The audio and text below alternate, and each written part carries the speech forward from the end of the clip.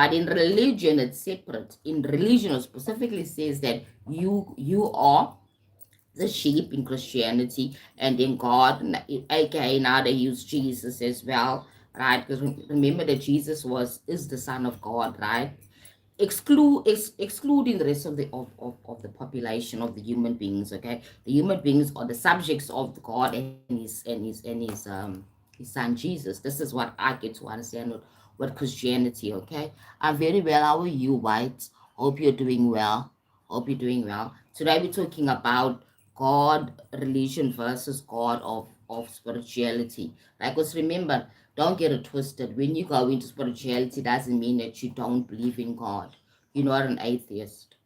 And remember, being an atheist too, as well, if you question being an atheist, right? What's your purpose? You need a purpose. You need a direction in life, right? You need to know who you are and where you're going, where you're coming from, where you're going. Now, atheists believe it's nothing. You come from the nothing. We just came about. There's no specific purpose. We just there. We're just wondering about. Now, remember, the whole idea why we have a root chakra is that you need to be rooted into something, rooted into yourself, rooted onto this earth, rooted onto your belief systems, because your belief systems are going to motivate you to act on certain things, right? So it's very important for you to have a belief system that grounds you, a solid belief system. We all need a belief system.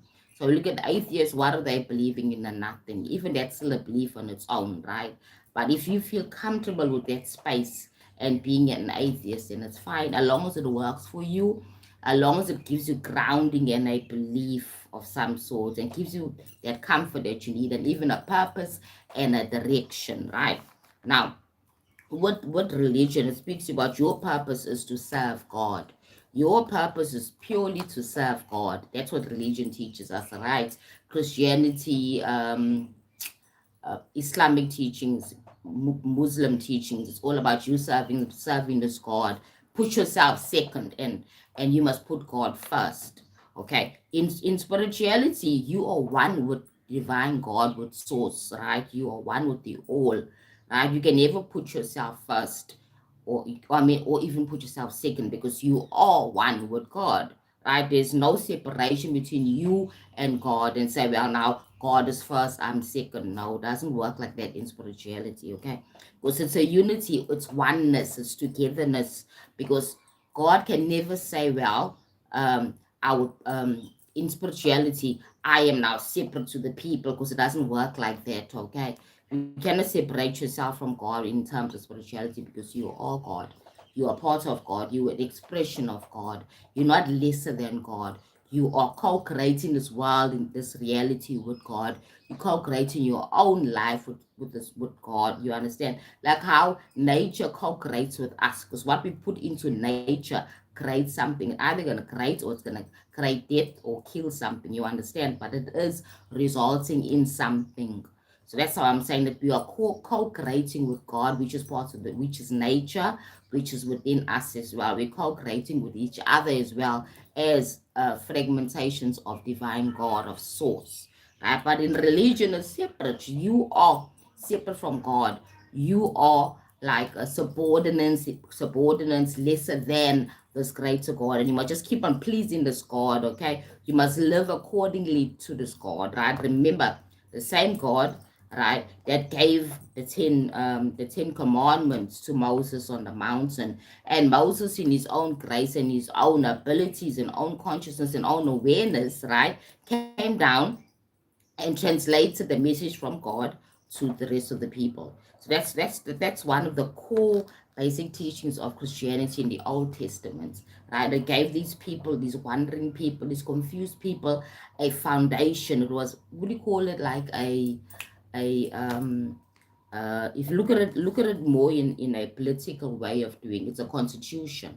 Those 10 commandments are a constitution. It's the same as basically when what we have in our political systems in democracy, there's a constitution. Each country has a constitution, a written constitution, right, per se. But I don't think UK has a written constitution. Do they have one? I'm not really sure they do, they don't. Right? A written constitution is firm and grounding. I know in America they have a written constitution. Now the 10 commandments for Christianity is a written constitution, okay? There's the main one, which is to love, basically. You understand? It breaks it down, all these laws. Don't hurt other people, don't be selfish and all those things, okay? Love and be considerate, having compassion and all the other things. So it also, okay, now when it comes to religion, it has core separation. It is about separation because you are not equal to God. You are lesser than God. You are lesser than the pastors because the pastors are the mouthpieces of God. So what does it do to us, to religion? It has caused Religion has caused a form of separation. There's a hierarchy. It's like you work in an organization, you get the CEO, you have the executives, which is part of the CEO, executives are the GMs, the general managers, and then basically the financial managers and everybody, and then you get the senior managers, operational management, you may call them, and you have the team leaders, and you have the people at the bottom. Now, remember, in this construct of the matrix, this we have these structures, these hierarchy structures, which supposed to give order. You understand? It's supposed to give order because they say that even in religion, the reason why the church has a hierarchy system is because it's supposed to create order, right? So now, in the midst of creating the order, we're also creating separatism. You are more senior, you are more closer to God. Like the Levites in the Old Testament, they were closer to God. Levi family, they the people, or they the family that communicated with God, right, in the holy of the holies, and then they sent the message to the people. Now remember, that tells us in our human psychic that yes, those Levi family brothers and father are more superior to us, the ordinary people waiting out in the congregation. You understand what I'm trying to say? So that does cause separation. It does cause separation.